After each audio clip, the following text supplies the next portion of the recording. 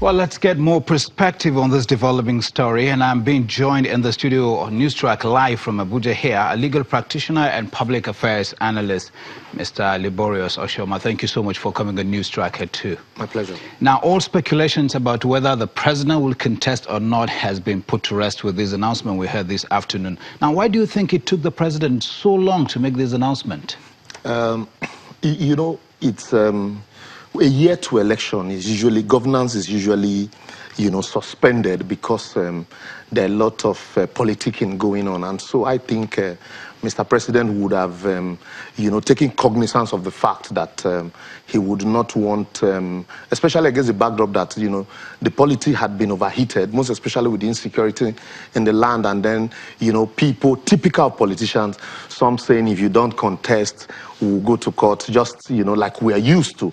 And so Mr. President had to take his time to actually delay the announcement so as not to overheat the polity also, and so as also not to suspend governance, because since it's declared now, in the next few weeks, you're going to see, a lot of politics. Yes, I was going to ask you that precisely. Within an announcement, it is expected that a whole lot will be happening. Specifically, what do you see playing out? What I see playing out from now is some people in the APC who also are announcing ambition, might either drop those ambitions or find a way of realigning, to other parties. And then you see, from now, you see a lot of declaration from other political parties also, because it was obvious that majority of them were actually waiting for Mr. President, even though tacitly, Mr. President, from his body language, had announced that he would want to go for a second term, but they were actually waiting for this,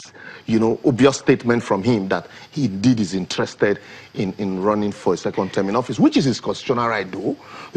So from now on, you're going to see a lot of declaration, but I would want to pray and crave the indulgence of government not to suspend governance that, like we're used to, where you see almost every activities of government is suspended, and all activities and all actions are geared towards enhancing, the re-election of Mr. President.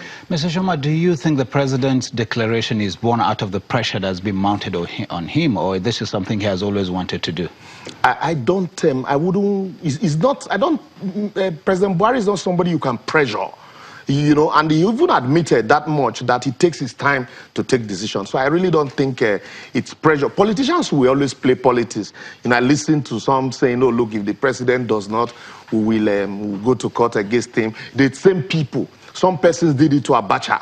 Oh, you are the best that could happen. Even Obasanjo during his second term. Goodluck Jonathan also. So it is typical, it is normal. But I believe the president, this is something he's always wanted to do. And right from 2015, when he took his oath of office, the politicking going on, it was obvious that at the tail end of this tenure, is the end of his first tenure, he will seek a re-election. And so I'm not surprised that he's, doing it now. And I don't, to categorically answer your statement, I don't think it's pressure from anybody. He's not somebody you can pressurize.